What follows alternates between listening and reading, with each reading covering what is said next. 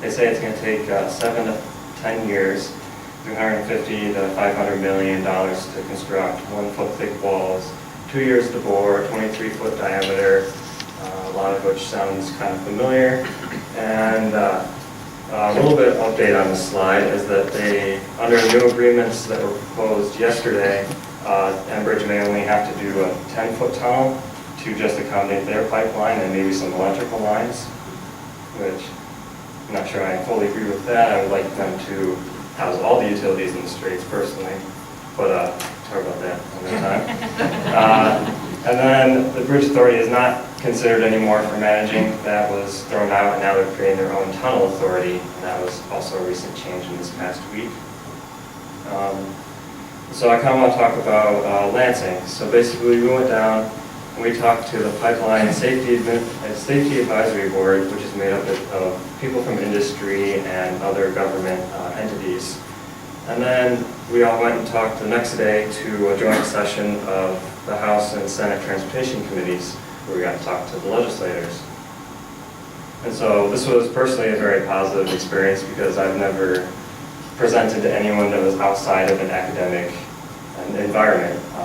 So it was really cool to present to people from industry and also the people who actually make the laws. So that was a neat experience, and they gave us a lot of positive feedback from both our reports and presentation, and just the overall work that the team did. And then from there, basically our presentations and reports kind of spread the word on what we were proposing.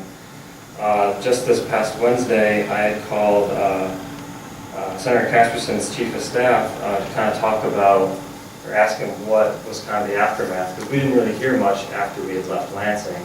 We had all these news reports, but we weren't sure if what we did actually helped anybody. And the short answer is basically yes. He said that we helped a lot. He said that we were able to help make aware and inform on the feasibility of a tunnel, as well as speed up the process for the knowledge and support. So at the time we presented back in May, there were about 7 different options that the legislators and boards were considering. And so I think that we were able to help give at least a lot of information about one of those, and I think one of the most comprehensive solutions to the whole pipeline issue. And he told me that I should use this quote from him.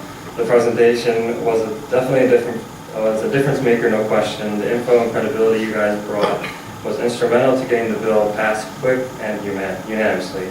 But I think not only attributes to just my team's work, but also just Michigan Tech as a whole, bringing that credibility that yes, we do produce good information even as undergraduate students that people actually take for real information. They actually appreciate it. And he even said that our presentation was brought up at times during discussions of the bill to try and gain, to support his claim.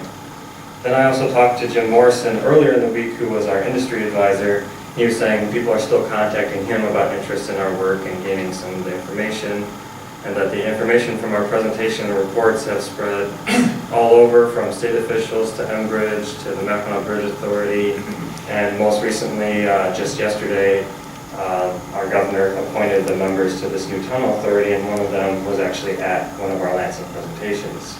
So that was pretty cool to hear. And he said that everyone's kind of impressed with our work and honestly kind of happy that we did a lot of the hard work so they don't have to start at square one.